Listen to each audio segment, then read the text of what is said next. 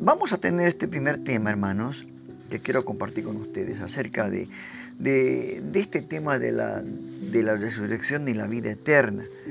Está establecido, dice la palabra, que el hombre muera una sola vez y después de esto el juicio. Y la muerte tenemos que pasar todos. Aún Lázaro, que murió, que resucitó, tuvo que volver a morir. Porque es importante que este cuerpo corruptible se convierta en un cuerpo incorruptible, así como el Señor. Y Jesús presentó la resurrección como un acto de volver a la vida después de la muerte física, ¿no? Por supuesto. Y no solo como un evento aislado, ¿no? Sino como una promesa universal. Es una promesa universal para los creyentes, para todos los que creyeron en Él por la fe, ¿no? La vida eterna es la continuidad, ¿no?, de la existencia en un estado de plenitud y comunión con Dios. Esto es importante que recalquemos, ¿no?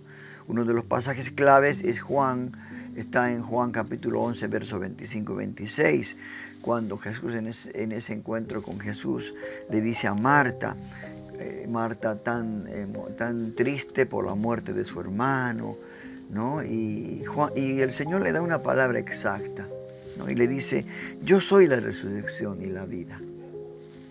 El que cree en mí, aunque esté muerto, vivirá. Y todo aquel que vive y cree en mí, no morirá eternamente. Mire usted esa promesa que debemos de creer, ¿no? A Jesús, aquí Jesús se identifica, ¿no?, como la fuente misma de la resurrección, porque resucitó, ¿no? Resucitó entre los muertos y subió al cielo y nunca más va a morir, ¿no? Y la vida eterna, que lo identifica Jesús, ¿no?, sugiriendo que su poder trasciende aún la muerte. El apóstol Pablo fue muy claro cuando decía: oh muerte, ¿dónde está tu aguijón? Le decía, ¿no? Porque no tenía poder. Y otro texto fundamental que también habla de esto, la Biblia, está en Juan 5, 24 al 29, donde Jesús explica muy claramente, ¿no? Y dice: el que oye mi palabra y cree al que me envió tiene vida eterna, y no viene a condenación, mas ha pasado de muerte a vida, ¿no? Porque viene la hora, dice, en que todos los que están en los sepulcros oirán su voz, y los que hicieron lo bueno saldrán a resurrección de vida, mas los que hicieron lo malo a resurrección de condenación.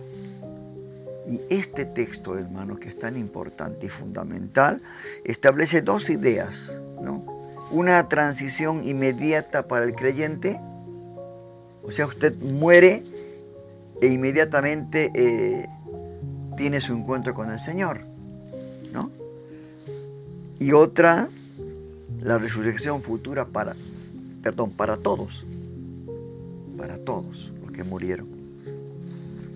Ahora, la resurrección, hermanos, a veces es complicado entender porque no conocemos estas verdades bíblicas que están acá en la Biblia, ¿no? Porque la resurrección es un evento transformador, no es cualquier cosa. Jesús enseñó que en la resurrección no simplemente es el regreso a la vida, ¿no?, terrenal, como ocurrió con Lázaro, que, como les decía, tuvo que volver a morir, ¿no?, de nuevo, sino que lo manifiesta como una transformación hacia una vida glorificada, ¿no? Lo comenta esto los evangelios en Mateo 28, Marcos 16, Lucas 24 y Juan 20, de lo que fue la resurrección después de la crucifixión. Y no solamente eso, sino que Jesús apareció con un cuerpo un cuerpo glorificado, ¿no?, que podía comer y ser tocado. Mire usted, Y también dice la palabra que trascendió limitaciones físicas, ¿no? Ese cuerpo glorificado, como aparece cuando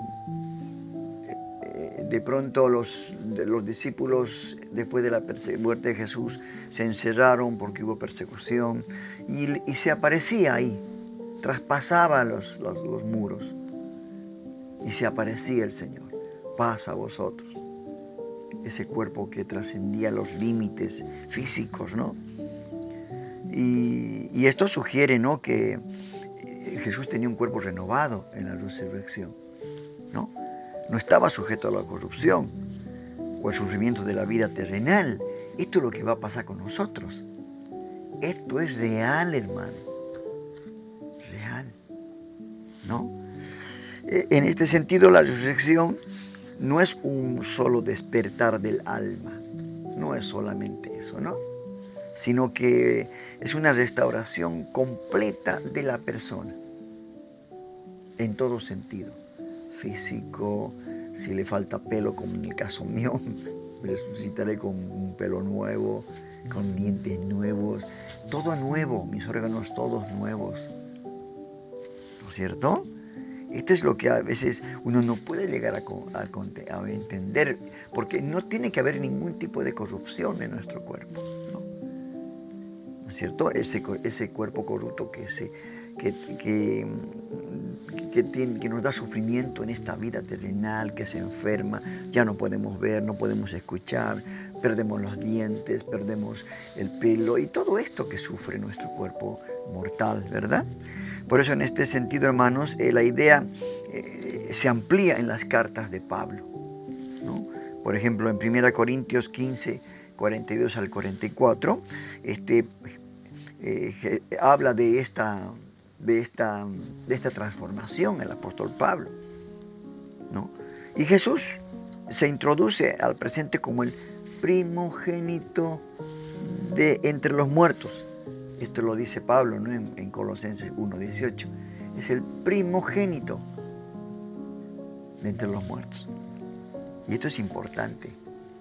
Ahora, hay algo también que nos tiene que llamar a reflexión, es la vida eterna. Después de la muerte, la resurrección que vamos a tener nosotros, y la vida eterna. ¿Qué va a ser la vida eterna? ¿Qué es la vida eterna? Según Jesús, no es solo una duración infinita, sino una calidad de vida definida por la relación con Dios, ¿no? En Juan 17:3 dice, durante su oración, antes de la crucifixión, dice el Señor, ¿no? Y esta es la vida, que te conozcan a ti, el único verdadero, al Dios, único Dios verdadero, y a Jesucristo a quien has enviado. Aquí la vida eterna, hermanos, comienza incluso en la tierra, acá en la tierra, cuando aceptamos a Jesús y vivimos por fe. Estamos ya viviendo la vida eterna, pero que se va a consumar plenamente después de la muerte. Como el Señor dijo, consumado es, ¿no? Se va a consumar en nosotros después de la muerte. No es en un estado estático o aburrido, ¿no? No, porque acá a veces la vida nos parece muy aburrida, ¿no? Se vuelve monótona. No. Y a veces cuando mencionamos de que vamos a alabar a Dios por la eternidad, todo el día, días de alabanza, hermanos, esto no va a ser como si fuera acá en la tierra, en forma... A veces uno, no es que se aburre, pero ya se vuelve muy automático todo esto. Pero allá no, allá va a ser una experiencia dinámica de amor y paz y plenitud en la presencia de Dios, ¿no? Ahora, ¿cuáles son las condiciones, hermanos, cuáles son las condiciones para la resurrección de la vida eterna? No cualquiera que van a resucitar, sí. Unos a vida eterna y otros a condenación, dice. Ahora, ¿cuál es la condición para la resurrección y la vida? Jesús, hermanos, vinculó estas promesas a la fe y a la vida de acuerdo a sus enseñanzas, ¿no? Por ejemplo, tenemos que tener fe en Él, ¿no? Esto nos dice Juan 3:16, ¿no? De tal manera Dios amó al mundo, ¿no? Y aquel que creyere puede ser salvo también, ¿no es cierto? En Juan 6:40, esta es la voluntad del que me ha enviado, que todo aquel que ve al Hijo y cree en Él tenga vida eterna. Y yo lo resucitaré en el día postrero. Mire usted. Y esto de fe, una parte. Hay también la otra parte que es el arrepentimiento y obediencia. En el Evangelio de Mateo, el capítulo 7, verso 21, hermanos, Jesús advierte, muy claramente advierte, no todo el que me dice Señor, Señor, entrará en el reino de los cielos. No nos engañemos, no nos confundamos, hermano. Porque a veces pensamos que la salvación es por obras. No, lo dice, no todo el que me dice Señor, Señor, sino el que hace la voluntad de mi Padre que está en los cielos. ¿Y cuál es la voluntad del Padre? La voluntad del Padre es que realmente crezcamos a la estatura de Cristo, prediquemos las buenas nuevas de salvación, ¿no? Busquemos la santidad y la paz. Todo esto es la voluntad del Padre, ¿no es cierto? Entonces la resurrección, hermanos, no es automática para todos en el mismo sentido, porque hay una resurrección para vida y otra resurrección para condenación. Aquellos los que rechazaron a Dios. Por eso es importante, en el mundo hay criaturas e hijos de Dios. Hay aquellos que van a estar separados para el fuego eterno y aquellos para vida eterna, para el gozo eterno. Por esto es importante. Por eso quizás muchos no le dan mucho interés, ¿no? Porque viven según el mundo, según las creencias del mundo, ¿no? Disfrutan lo que ahora el mundo temporalmente les da. No, tenemos que morir para vivir, pero para vivir en plenitud con Dios. ¿No es cierto? En el contexto histórico y teológico, hermanos, en el judaísmo del siglo I, la resurrección era un tema debatido, ¿no? Porque los fariseos aceptaban como parte del fin de los tiempos, mientras que los otros partidarios de los saduceos no aceptaban la resurrección, lo negaban. Entonces Jesús reafirmó la resurrección. Y él dijo, ocurrirán, pero en el día postrero, ¿no? O sea, en el fin de los tiempos. Ya está cerca el fin de los tiempos. Pero también la muerte nos puede sorprender en cualquier momento. Nadie está exento, hermanos, a dejar esta tierra. En cualquier momento, puede ser esta noche, puede ser mañana, un ataque al corazón, una muerte súbita, y ya está. Estaremos cara a cara con el Señor. ¿Será para vida eterna o será para condenación? Así que tengamos en cuenta esto, hermanos queridos. Por eso nosotros predicamos el Evangelio. Por eso nosotros predicamos, damos la salida, damos la salvación en Jesucristo. Y solo es por fe, por gracia, no por obras, ¿verdad? Y se nos dio este caso, ¿no?, de la dimensión inmediata, cuando Jesucristo a ese reo, a ese ladrón crucificado al lado de él, le dijo, hoy estarás conmigo en el paraíso. Porque es esto, hermano. Cuando morimos, cuando suspiramos el último aliento, cuando se separa el cuerpo del alma, vamos inmediatamente a la presencia del Señor. Vamos a vernos cara a cara en el preciso momento. Por eso le dijo, hoy estarás conmigo en el paraíso, ¿no? Y claro, este texto ha llevado a interpretaciones sobre el estado intermedio antes de la resurrección final. Y no es así. Hoy mismo. Usted muere, yo muero. despertamos cara a cara con el Señor. Y aunque otros quizás esto digan, no pues tengan sus maneras de pensar, pero la Biblia es muy clara, ¿no?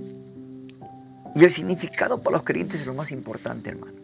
Esto tiene que ser algo vital para nosotros. Para Jesús, la resurrección y la vida eterna son una esperanza que transforma la vida de la vida presente, ¿no?